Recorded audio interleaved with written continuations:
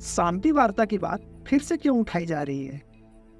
कहीं माओवादियों की रणनीति बनाने वाले अर्बन नक्सल्स की यह कोई साजिश तो नहीं? कहीं माओवादियों के खिलाफ जबरदस्त रणनीति से चल रही कार्यवाही की गति को कम करने का प्रयास तो नहीं किया जा रहा? द नैरेटिव के इस ग्राउंड जीरो सीरीज के आज के एपिसोड में हम नक्सल संगठन से चल रही शांति वार्ता के विभिन्न पहलुओं पर बात करेंगे। तो चलिए शुरू करते हैं यह एपिसोड।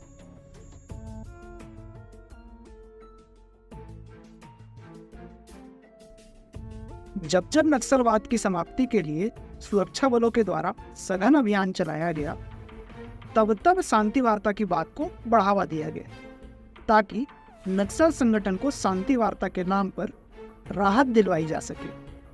सुरक्षा बलों की ओर से उन्हें राहत दिलाने के लिए ये फिर इसी प्रकार शांति वार्ता की बात कह रहे। माओवादियों के दंडकारण्य स्पेशल जोनल कमेटी ने प्रेस विज्ञप्ति जारी की, जिसमें शांति वार्ता के लिए अपने शर्तें रखी। बहुत सी मांगे उनके इस प्रेस विज्ञप्ति में शामिल है, जिसे हमें समझना होगा। ये मांग करते हैं कि झूठी मुठभेड़ों में आदिवासियों की जघन्य हत्याएं बंद हो, जबकि सभी को पता है कि जनताना सरकार के नाम पर निर्दोष लोगों की जघन्य हत्या किनके द्वारा की जाती है। यह भी पता है कि किसी को भी मुखबिर बताकर मार दिया जाता है। माओवादी सभी सशस्त्र बलों को 6 माह के लिए बैरकों तक सीमित करने की मांग कर रहे हैं, ताकि 6 माह तक उनके खिलाफ कार्यवाहियां रुक जाए और वे स्वतंत्र होकर अपनी दुष्कृत और खूनी विचारधारा को जनजाति क्षेत्रों में फैला सके। यह भी मांग की जा रही है कि नए कैंपों की स्थापना पर रोक लगा दी जाए, क्योंकि नए कैंप्स लग जाने से वह पूरा क्षेत्र उनके कब्जे से बाहर हो जाता है और विकास की गति तेज हो जाती है।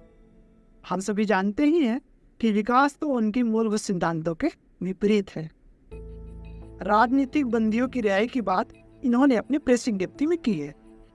इनकी राजनीतिक बंदियों की रिहाई का मतलब माओवादी नेताओं की रिहाई से है, ताकि नेतृत्वहीन माओवादी संगठन को फिर से खड़ा किया जा सके। पहले भी नक्सलियों को कथित निर्दोष ग्रामीण बताकर रिहाई की मांग की जा चुकी है।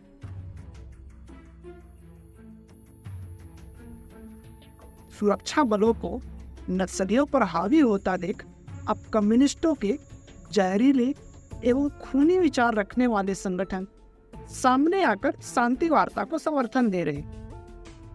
अपने आप को मानवाधिकार संगठन बताने वाले ये संगठन तब कहाँ थे जब सैकड़ों निर्दोष ग्रामीणों को जन अदालत लगाकर मार दिया गया, जब मुखबिर बताकर जघन्य हत्या कर दी गई, तब इनका मानवाधिकार कहाँ था? बात अगर शांति स्थापित करने की हो रही है तो बताना चाहूंगा कि शांति प्रिय जनजाति समाज ने सर्वा जुड़ूम के माध्यम से शांति का अभियान चलाया था, जिसका न सिर्फ नक्सलियों द्वारा विरोध किया गया, बल्कि सर्वा जुड़ूम का नेतृत्व कर रहे लोगों की जघन्य हत्या कर दी गई। जनजाति समाज तो शुरू से शांति प्रिय समाज रहा है। तथा कथित क्रांति के नाम पर उनके हाथ में बंदूक देने का काम तो इन कम्युनिस्ट आतंकियों ने ही किया है।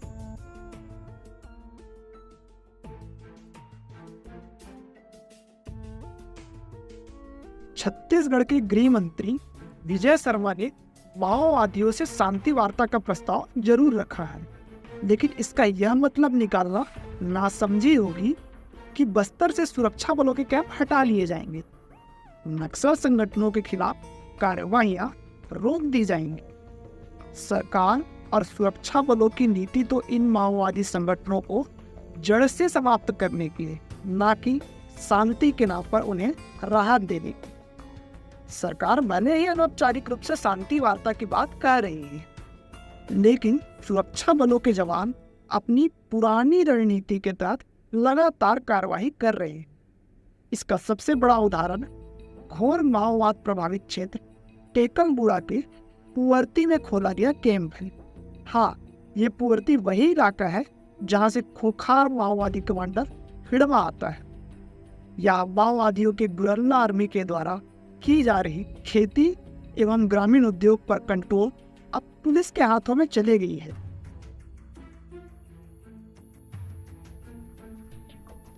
सरकार के प्रस्ताव को बेईमानी और धोखे का प्रस्ताव बताने वाले माओवादी आतंकी संगठन दंडकारण्य स्पेशल जनरल कमेटी शायद यह बात भूल गई है कि जब वर्ष 2004 में एक तरफ आंध्र प्रदेश में शांति वार्ता चल रही थी, तो उसी दौरान आदिलाबाद में 6 पुलिस जवानों की हत्या कर दी जाती है। शांति वार्ता के दौरान माओवादियों द्वारा संघर्ष विराम का उल्लंघन किया जाता है। उस समय नक्सल संगठन भारतीय कम्युनिस्ट पार्टी के पोलित ब्यूरो सदस्य आजाद ने संघर्ष विराम की अवधि के दुरुपयोग की बात को स्वीकार भी किया था। आज भी वही स्थिति है। जब एक ओर अपने शर्त पर शांति वार्ता का प्रस्ताव माओवादी संगठन रख रही है, तो वहीं 18 फरवरी को सीएएफ के कंपनी कमांडर तिजाऊराम की जघन्य हत्या माओवादियों द्वारा कर दी जाती है। जिस भाजपा सरकार के द्वारा शांति की बात की जा रही है, उसी भाजपा के 2 नेता कैलाश नाग और तिरुपति कटला की धारदार हथियार से हत्या कर दी जाती है। आखिर किस भरोसे से माओवादियों से शांति वार्ता की बात की जाए? दरअसल हाल ही में गृह मंत्री अमित शाह का बयान सामने आया था, जिसमें उन्होंने 2 साल में नक्सल समस्या को समाप्त करने की बात कही थी, जिसके बाद से सुरक्षा बलों के अलग अलग रणनीति के तहत चल रहे अभियानों की गति बढ़ गई। यह भी बात सामने आई कि ऑपरेशन कगार के लिए ओडिशा से करीब 3000 बीएसएफ जवानों को छत्तीसगढ़ में तैनात किया जाएगा। सूत्रों से मिली जानकारी के मुताबिक नक्सलियों के खिलाफ ऑपरेशन हंटर के तहत सीआरपीएफ की 40 नई कंपनियों को बस्तर में तैनात किया जाएगा। वहीं इस साल 45 नए सिक्योरिटी कैंप खोलने का भी लक्ष्य रखा गया है। यह तो लोकतंत्र की उदारता है कि माओवादी संगठन के द्वारा निर्दोष ग्रामीणों, सुरक्षा बलों के जवानों, भोले भाले जनजातियों की जघन्य हत्या के बाद भी सरकार शांति वार्ता के लिए तैयार है। नहीं तो माओवादियों को समाप्त करने की रणनीति अपने अंतिम चरण पर काम कर ही रही है। माओवादी बस्तर को लेकर चिंतित हैं, क्योंकि उनकी घोषणा के अनुसार दंडकारण्य को मुक्त बनाना उनकी प्राथमिकता रही है, और यह दंडकारण्य उनकी जहरीली विचारधारा से मुक्त होकर विकास की ओर बढ़ चुका है। अर्बन नक्सल्स के द्वारा शांति वार्ता के नाम पर सुरक्षा बलों के उन्मूलन अभियानों को रोकने, भटकाने का प्रयास जरूर किया जा रहा है, लेकिन सरकार एवं सुरक्षा बलों के ऑपरेशन कगार, ऑपरेशन हंटर, ऑपरेशन समाधान प्रहार जैसी रणनीतियों से उनकी जल्द ही समाप्ति दिखाई दे रही है।